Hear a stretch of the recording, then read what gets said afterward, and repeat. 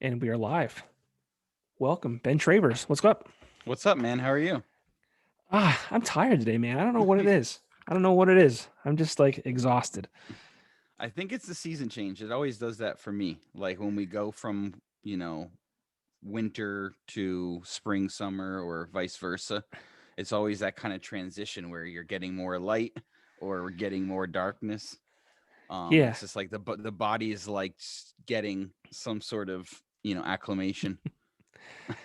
yeah. Hopefully, as the days get longer and it's lighter, I'll get more energy. But yeah, Yeah. it's just I don't know. It was a good day. I mean, it's Monday. It's the start of the week. I'm not too tired. I'm tired, man. I don't know what it is, but whatever. We'll get through it.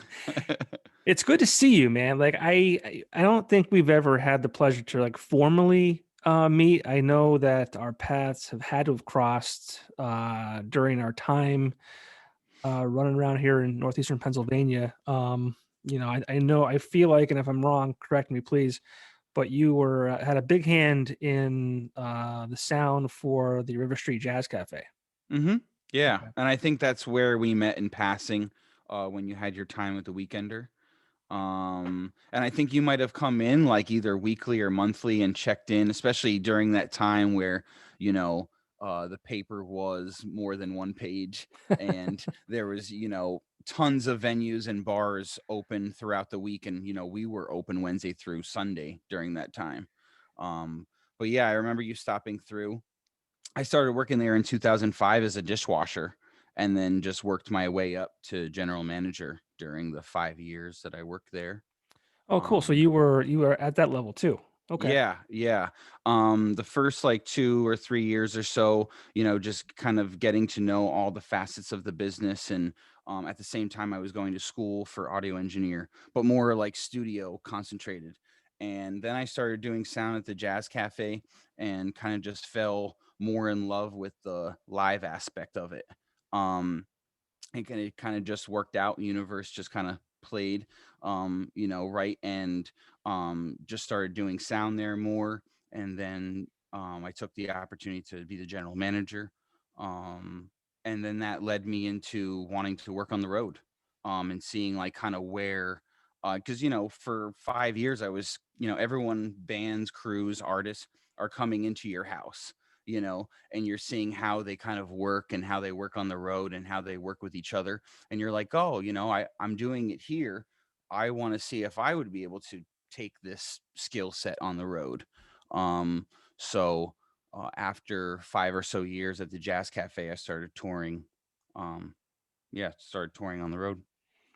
Very cool. And getting back to the Jazz Cafe, I mean, there was quite a bit of talent that rolled through that venue. Oh yeah, for years. I mean, everyone from, Leon Russell to uh, even bands that or artists who are kind of were no names then are huge now, like bands like Lotus or the Benvenuto Russo duo, which turned into like Joe Russo's Almost Dead, and they're like the biggest Grateful Dead tribute cover band, like in the world. Um, Did you have members from Dispatch there? yeah, definitely. Pete Francis, I think, played Yeah. there a couple times. Yeah. Yeah, that's a great venue. That was a staple. And I don't know if it was still, prior to coronavirus, if it was still like, a, a great venue. Yeah, I, they went down to, instead of kind of went, the schedule for a while was Wednesday through Saturday, and then they cut it down to just Fridays and Saturdays, so they were only open 8 days or so a month. And at that time Tom Moran was bringing in solid talent. Usually it was always packed in there, yeah. for the most part. And then, the pandemic hit and COVID hit, and Rob Friedman, the owner, just decided, I think, to just, play it easy, and he closed it down. And I think they're planning on hopefully, a fall return, crossing fingers that everything works with the vaccination, and they get, different protocols, and we figure out what's going on, especially with small venues and being in tight spaces. But hopefully a return soon. Yeah, it's been a wild ride. I hate talking about it because I'm tired of talking about it. But like, It makes you even more tired than you already are. no, it's like for the past year we knew, and it's funny because a year ago, right about now, we were saying, oh, 2 weeks we'll flatten the curve, and we'll get through it. And it's like crazy to think that it's been a full year. Yeah, we're almost at its birthday. Yeah, And it's flew by, and for me, I was on the road when this was all kind of coming together. I was on a tour on the West Coast, and we were just on our tour bus and kind of turning on CNN every once in a while and kind of being like, well, what's going on? Like, they're starting to ask people to wear masks, and they're starting to close this down and this down, and then we were getting word that maybe a couple of our last gigs are going to be canceled. um, so, at that point, I was on the road for almost 6 months straight. So I was already burnt out and ready for a break, and totally ready for a break. But I had no idea that it was, obviously going to turn into this for a lot of the times, towards the beginning of the pandemic, I thought, oh, this is only going to be 2 or 3 months. Obviously we're going to figure this out. And I don't think anyone obviously had any idea that it was going to be this extreme. no, Um, and we didn't on the road either. So the last three gigs got canceled, and when it ended up just flying back, and I've been pretty much home, not gigging like on tour wise right. for the last year. During the spring and summer, the band I work with, Twiddle from Vermont, we were just concentrating on lots of live streams and just kind of building some content, and every drive-in show that we could, possibly do, and outdoor festival. But yeah, it's been super crazy, and just hearing everybody's kind of different stories because everybody's kind of going through the same thing. We're all kind of in the same boat, just kind of a different ocean. Yeah, it's wild to think that there's been terrible things that have happened in the world throughout the years, but this is something that's affected the entire world as opposed to just one specific place. People were talking about, it's similar to 9/11, and I'm like, not really.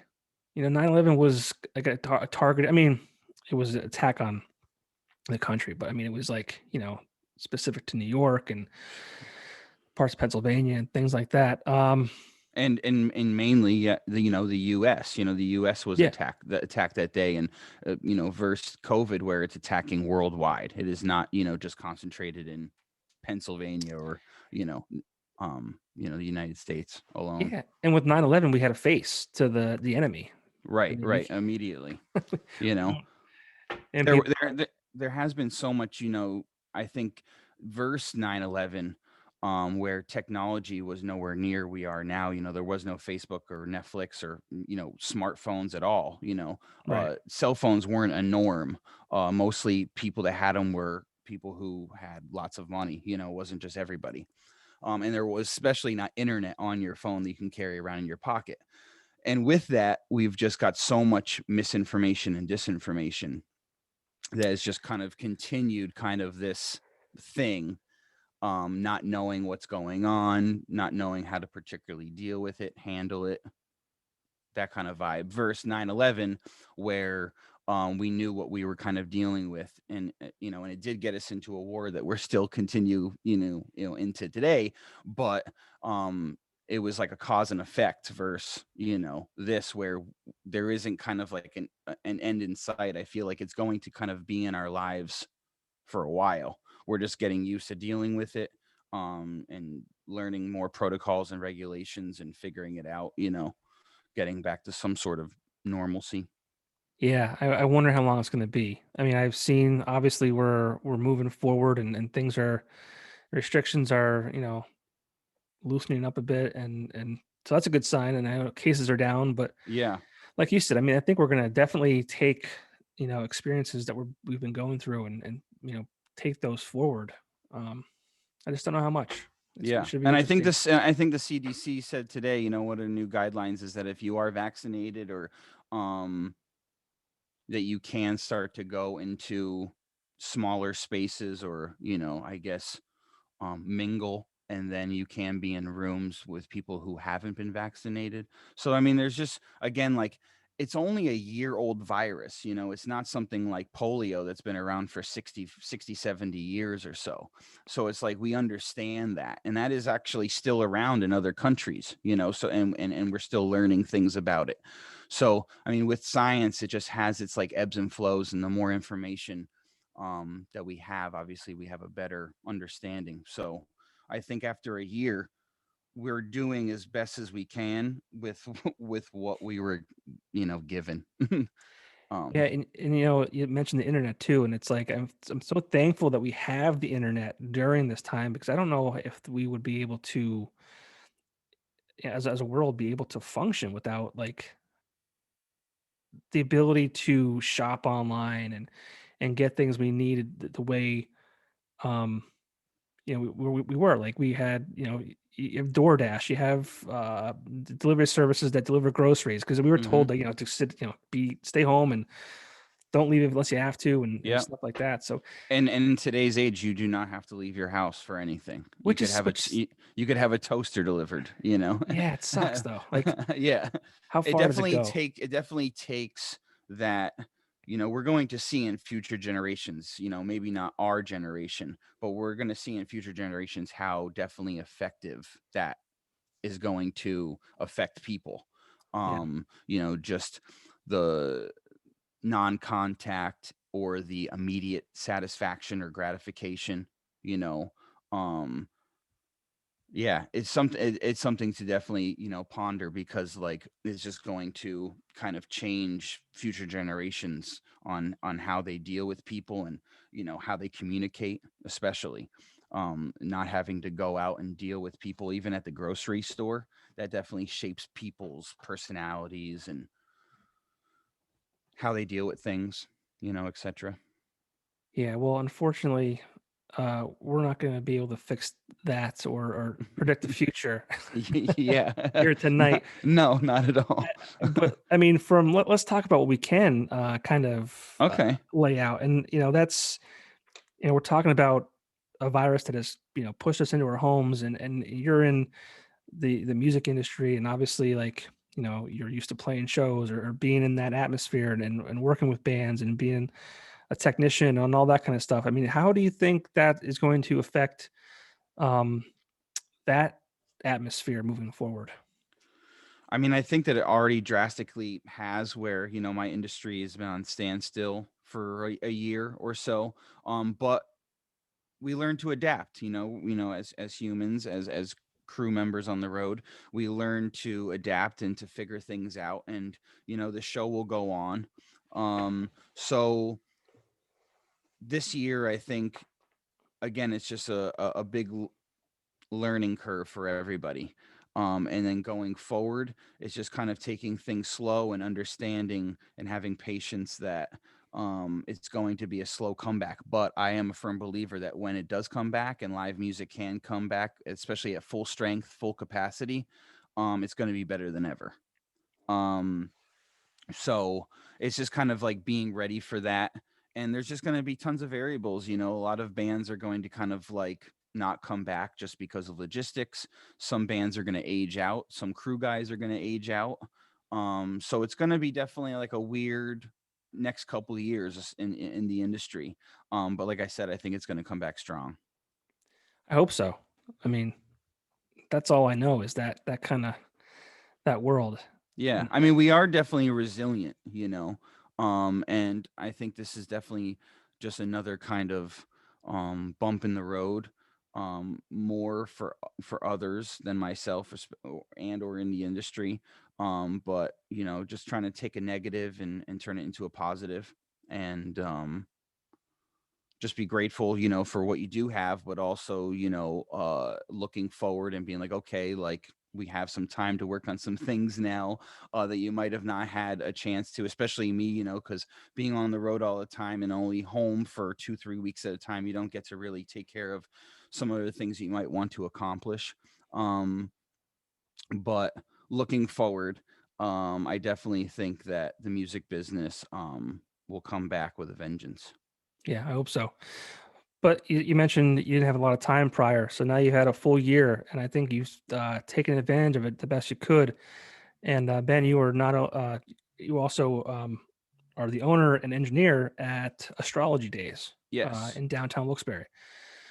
So, what have you been up to um, the past year with that?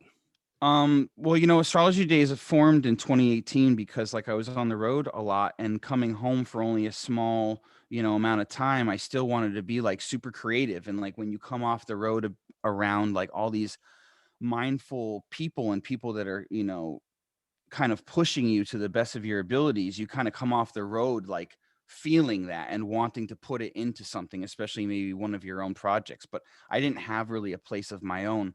And I found a space and started Astrology Days, more in the way of not only a place for me to create, but also a place that I could help artists create and for rehearsals, for recording, and then potentially for live, shows and live streams. And in the last year, I've been able to take advantage of, you know, kind of the live stream aspect and work out the kinks and have bands come over safely and record live as a live show, but then put out at a later date so I can edit stuff post and make it look pretty and Facebook premiere it, at a later date. And what's been really cool is that the bands have been, behind the idea of, benefiting or, donating their time, but also benefiting a charity. So we have a donation link during the show, and that are watching it can donate to that said charity. And why do you think the bands do this? I mean, obviously they want to perform, right? But Yeah. I mean, what's in it for them as far as doing these live streams and just Well, to do them? I mean, it's definitely good to kind of keep up on your chops, and a lot of these bands don't have maybe a place to have said rehearsals and or get together and run some sets of music, maybe even prior to another gig that they might have. Um, but really like this is a good content builder. This is a good time to get into a studio and to maybe do something different that you might not do at a regular show. Maybe try an acoustic version of a show. Maybe have some sit-ins. Maybe it's just maybe a different kind of vibe because it's more of in a studio versus a live venue. Um, but I think a lot of the times the bands want to come in and really just play, especially in the last year with where playing and time has been limited for them on stage. This is just another outlet for Yeah. sure. Yeah, one thing I've noticed bands do is really kind of dive into the whole content creation, which going back to what you said, they didn't have time to do that before. So now all Hmm. all they have is time. So a lot of them have taken advantage and have done setups in their homes and done live shows on social media that way. So I think it's great what you're offering these bands to have like a professional you know atmosphere and area to do this, and obviously also benefit a great cause. Thank you. I appreciate it. Yeah, I wanted to just, help artists create and, make them, feel like they can come in and play a set of music and there's not any, particular pressure on it. Being that it's rushed or anything. They're gonna come in, they're gonna load in, they're gonna hang, we're gonna play a set. Um if anything really feels like out of place or if they messed up on a song or if something happened like the drummer dropped the sticks or something like that, we could always go back to that song again. But really it's just for building some content for them and working out some stuff, hopefully with the hopes that they're going to be playing live again and playing in front of people. Yeah, hopefully. The live stream thing is cool and I'm glad technology wise we can do that, but there definitely is a separation even from a crew guy's side, a tech side, being on stage where we might not be feeding off of the crowd as much as the band, but we're definitely feeding off of what the band's feeling. Hmm. So if the band's having a great time on stage, we know we're doing our job well and everything's working, hopefully cross fingers, but the crowd's loving it. And then the band's loving it. And it's just kind of this reciprocal thing. You don't get that in a live stream. So there is Wow. this weird separation now where, I'm trying to make it where at Astrology Days, it's live in the sense, but you're not playing to particularly anyone. Hopefully with editing it post and taking that time and promoting it, then you're actually releasing it to people and they're going to be watching it and enjoying it. Yeah, a lot of bands have told me that it's actually more stressful playing to no one than it is to playing to people. Yeah, it's definitely an odd feeling, and I've played live as well. I'm a drummer, but I could only imagine, staring just at a bunch of kind of cameras, and not feeling that energy come back, Yeah. especially outdoors and outside, and hearing that roar of the crowd, when you walk on stage, you don't you don't get that on a computer screen. Do you think that bands will continue to do some form of that as, things open up and things get back to normal, just to continue to engage with their fans? Or do you think they're gonna throw that away and be like, "No, we're done. We did that when we had to. Like, we wanna be on the road and in front of fans," and that could, get lost? Yeah, that's a good question. I think I really do think it's going to be a mixture kind of forever. Yeah. I don't think live streams will ever go away, because it is like you've mentioned the content builder. It's a great way to create content, and control that content, do what you want with that content, and also release it at a later date. Yeah. Being that if you have some lulls in your schedule or some dead time where you're not touring and you want to make some quick money, you can drop some live streams and charge X amount of dollars and whatever. But touring, I think, is what everybody in the music industry wants to get back to as soon as possible, and being in front of those crowds and performing in front of thousands of people. That's definitely our main goal.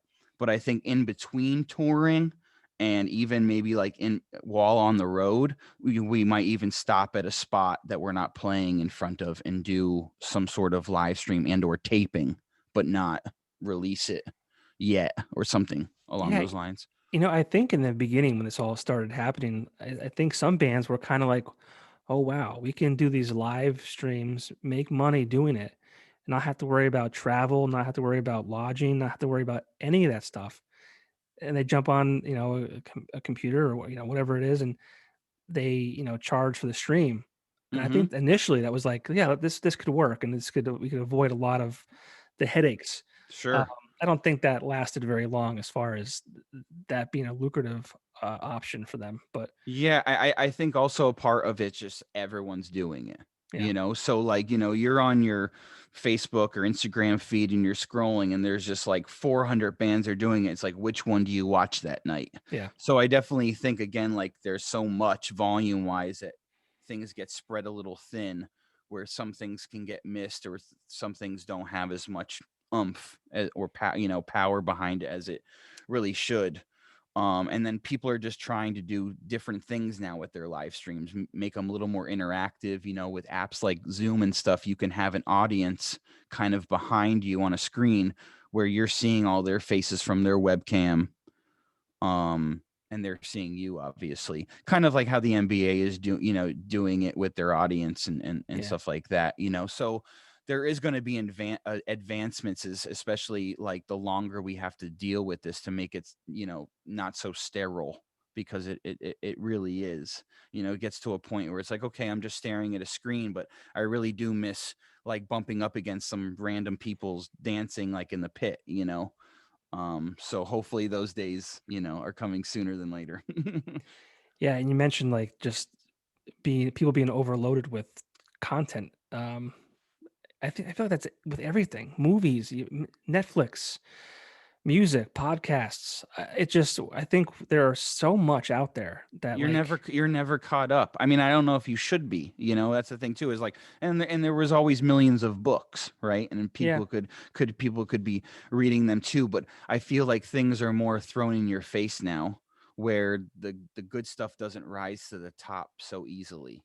yeah, Um, as like back in the day, there was just less kind of obviously content, less overload.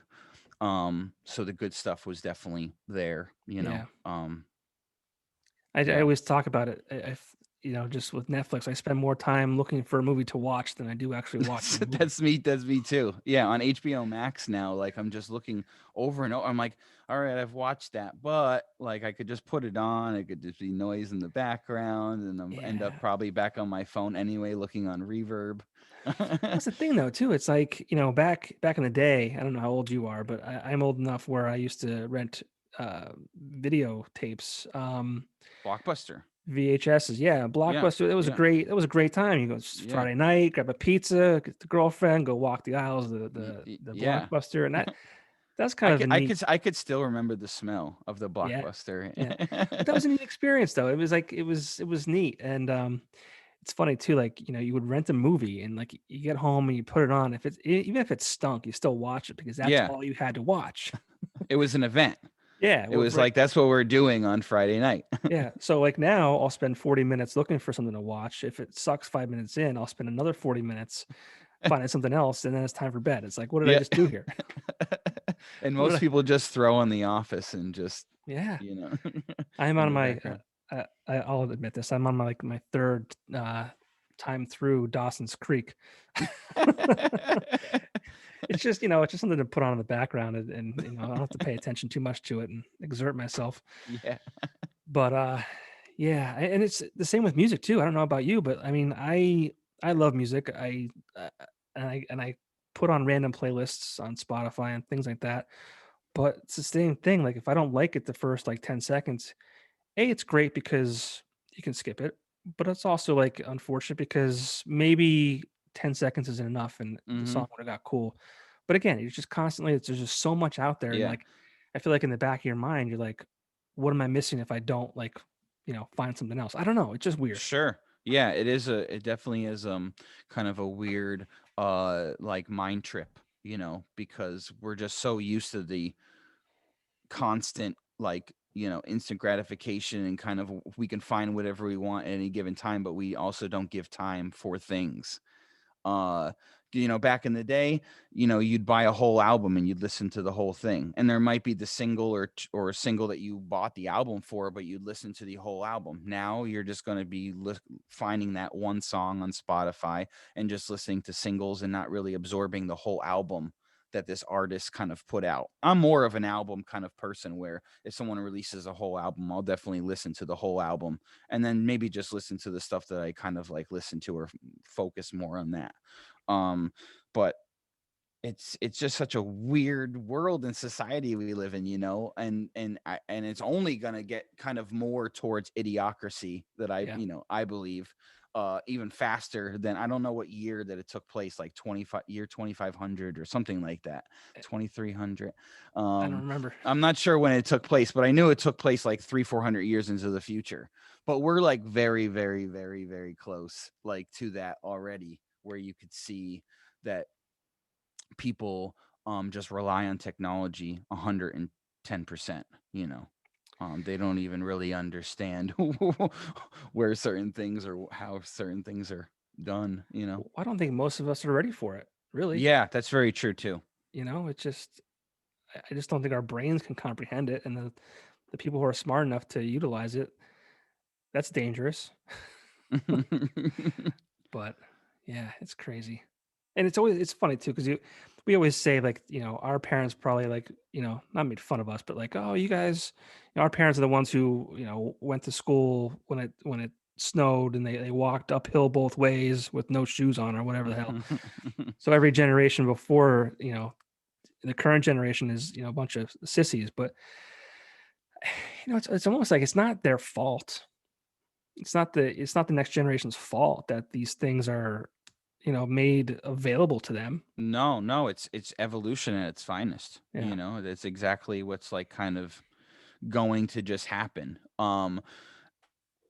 It's just kind of something, if to look back at, or to look from afar, and seeing how, like, the human race have went from this point to this point, in such a small amount of time, and then Mhm. think of how we're going to just multiply that, in the next 5, 10, 15, 20 years.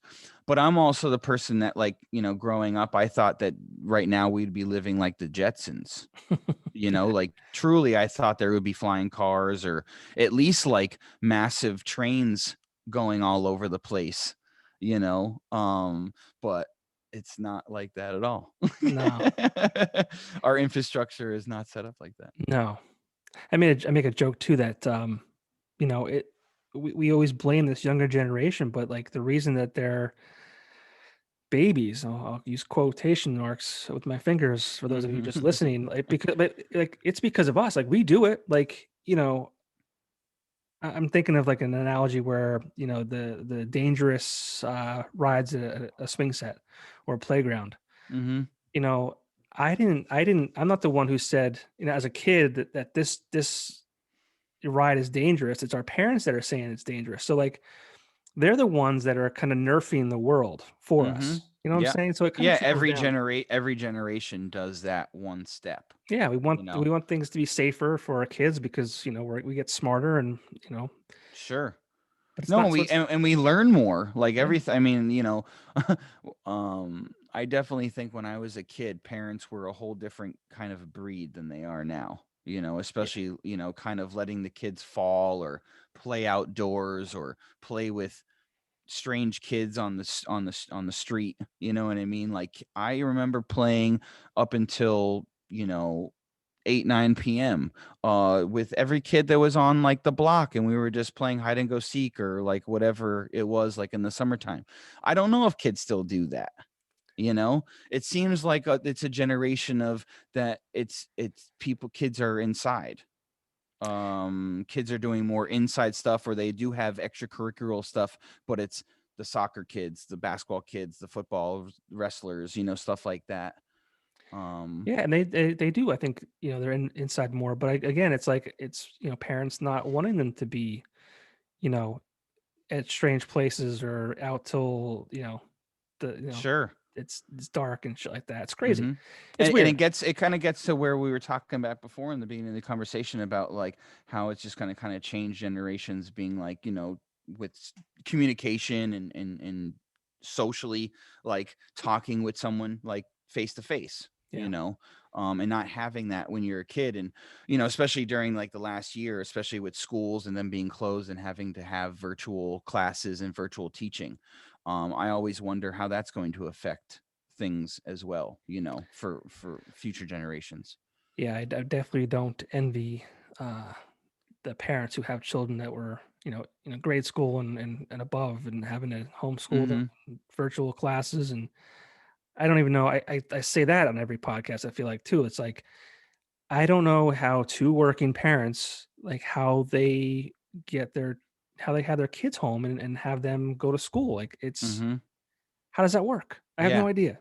I have friends that like magically do it. They're just like, I again, I am in awe of them, because they have kids that not only are home full time, but also kids that have to go to school too, and also virtual. So it's like a kid that is young, and then a kid that has to take virtual class, and then a kid that actually has to go to class. So it's all dealing with these different things, because it's like a kid actually physically has to go to school and deal with teachers and kids that are wearing masks, obviously, but you're around people, and then you're bringing that home, and then a kid that has to get used to sitting kind of in a cubicle at 10 years old. Yeah. That shouldn't be the case.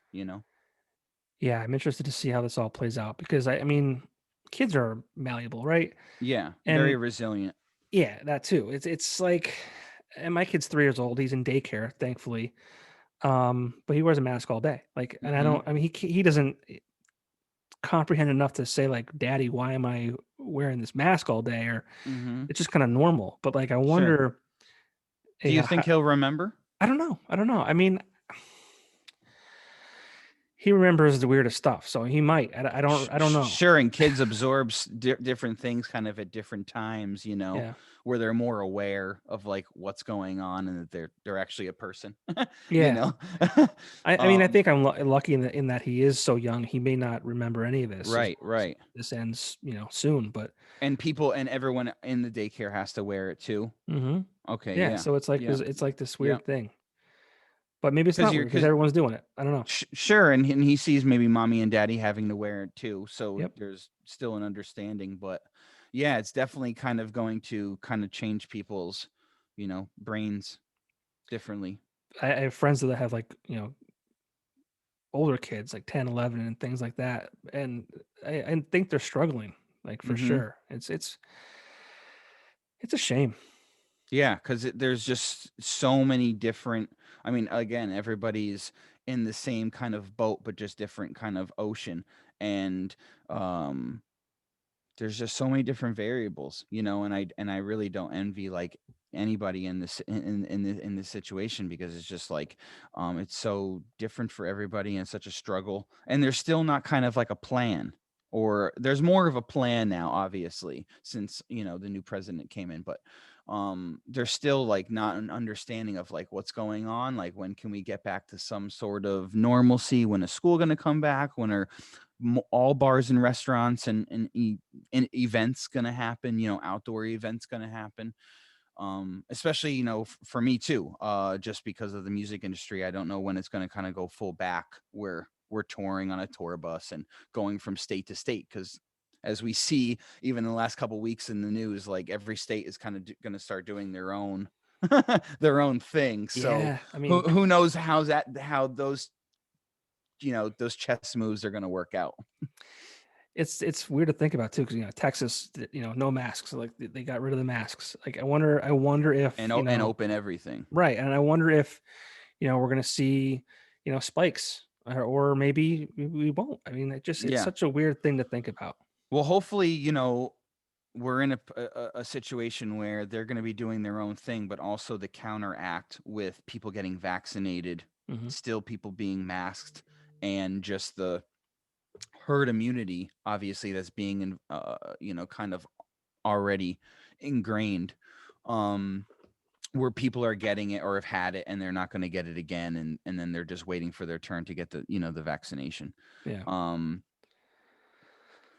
But yeah, it's definitely going to be a slow uphill thing, but as I said, I think with everything, including the music industry, will come back and people are just going to be so hungry and kind of like itching to get out and experience that they will, and hopefully in troves, just coming out to every show and supporting everyone that they love, and it could be some good times. Yeah, and like I said, we're not going to solve the world's problems tonight. So let's get back Mhm. to the important Yeah, stuff and yeah, the stuff that yeah. we can control. I like to get people's perspective on things, and No, I appreciate that. it just it's nice to be able to talk to And people and about and it. this is what we're going through, so these are the times, that's kind of like what I've talked with my friends, and I have my own podcast with Astrology Days as well, where we interview some artists and people who have come into the studio. And we always want to talk about music or what's really going on like with that person, but we also want to hear like what people have to say about politics and what's going on really in their life. And we're all again going through something very similar, verse maybe like 9/11, where not everyone was going through it, like we said before. Yeah. Everyone is going through this, and everyone's going to come out of it, Yeah, we have to. yeah. But, so with Astrology Days, what do you have coming up? I know you have some artists that you're going to be premiering shortly. Yeah. I have the Bethlehem band Ruby Deer. They're a side project from the Talking Heads tribute band called Start Making Sense. I had them in a couple weeks ago, and we'll be live premiering it, I think, next week. And then we also had the Jimi Hendrix tribute come in. That's the Dustin Douglas and the Electric Gentlemen. They do a Jimi Hendrix tribute. It's really amazing. They sound great. They're going to be donating the proceeds of that show to Blue Chip. Oh, cool. the local animal rescue. So that's really great, and that's obviously a cause that I'm super behind. And we also just filmed the other night the band The Tribe. I think they've come onto your podcast before. Yep. Yep. And there's one of my favorite bands, especially locally. And I wanted to get them in the studio for a while. And yeah, that should be released in about 3 weeks or so. I usually try to do one per week, but I'll record, a couple and then just release them in succession. Sure. So which one's next? The next one we'll be releasing is Ruby Deer. Okay. They're a band from Bethlehem. Yeah, Cool. they're really Cool. great. It's a trio. It's more like some indie uh folk kind of stuff. Gotcha. Yeah. And we were talking earlier. I think you mentioned you wanted to like start doing some shows. Yeah, I mean, out of Astrology Days, especially, hopefully in the near future, doing more like live streams. So it wouldn't be what I'm doing now with recording the stuff and putting it out at a later date. I would like to be having shows that are happening in real time, and then also in the near future, spring and summer, I'll be putting on some shows under Astrology Days Presents. Um, some outdoor events. Cool. And I'll have some information for everybody definitely sooner than later. Awesome. Well, it's good stuff. I know everyone's kind of like hesitant to do things just because they don't want to. And we live in a world too that everyone's offended by something. So it's like if you try to do something, they're like, "How dare you do that?" It's people are dying and this, that, the other thing. But I Very mean, true. yeah, I mean, I think people are always cognizant of that. I mean, it's an issue, but people have to also kind of move forward and Hmm. survive too. It's like it's such a Yeah, and we slippery just have to slope. find a new way to like adapt and make it safe for everyone that people do feel safe coming out to it. And those are all just new protocols and new regulations that we'll get used to, But with outdoor events, at least people will feel free to roam and social distance, and not feel so you Yeah. know uptight with everybody in a small venue. I think that definitely has some time before that comes back, but I'm hoping to book some stuff outdoors, especially when the weather turns. Yeah, I mean, we had a great show at the Mohegan Sun Arena. I think it was July. Hmm. I think that went really well as far as people keeping their distance from each other, and that was set up really well. And And that was a I drive-in or kind of both.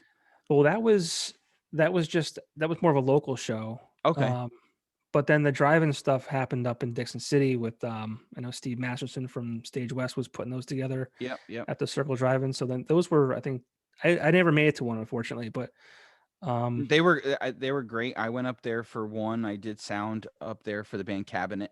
cool. Um, we did, and no, it was a really. I mean, like again, it's a cool vibe, but it's just something else to kind of get used to. Instead of seeing kind of people, you're just seeing like their cars, and Yeah. they're hanging outside of their cars, and it's just something, just a new vibe. But it was cool. Yeah, hopefully it's that's just a part of the process to get to where we need to go. Just, doing those Hmm. things. We'll be able to enjoy ourselves and enjoy music and enjoy entertainment until we can get back to, we keep saying normal, but there never will be a normal. And really, what was normal before? True. It's Who knows? all kind of in the eye of the beholder. Yeah. So yeah. So I guess we'll see. We Well, I'm will excited see. for these shows coming up because that's cool. Where exactly is the Astrology Days at? I know it's in downtown Wilkes-Barre, but like, Yeah, downtown Wilkes-Barre. It's actually a part of an old church on Franklin Street. It's near yes, near the square. It's actually directly across the street from the Iron Temple that they're starting to raise money for and hopefully renovate to host shows and other kind of things. But this old church was the downtown art center, and that had other artists alike in rehearsal spaces and recording studios and my space used to be the kitchen of that, and I renovated it and made it into Astrology Days. um yeah, and it's definitely been amazing to have, especially during this time, because like, I really feel myself when I'm being creative or helping other people create. And on the road, I get that all the time, and you're around like-minded people. but during this pandemic, it's definitely been rough and difficult for everyone. Um, but I'm glad that I've had Astrology Days, to kind of keep me busy and creating. Yeah. So can people, if they wanted to, can they reach out to you and like book studio time?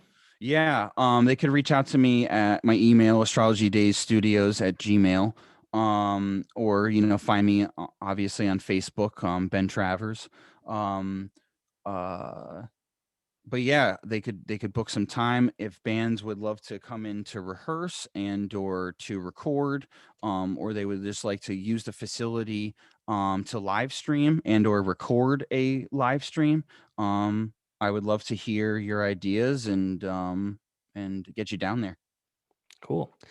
Well, I'd love to stop by sometime for a tour. Yeah, that'd be I've seen great. pictures. I've seen pictures. It looks cool. It's a Yeah, I cool mean, vibe. for if you feel comfortable for the next show, I'd love to have you come down and and, Cool. and hang out. Yeah, Cool, man. Well, I love what you're doing. thank you. This area needs people like you, and I love being able to do this because I get to talk to people like you. I always say that this is where I was born and raised here.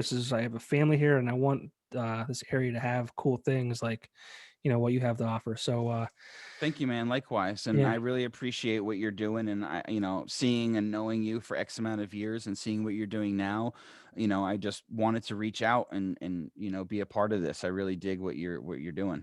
I appreciate that very much. Yeah, I just, we have to work together, and I think Yeah, we're all the a team.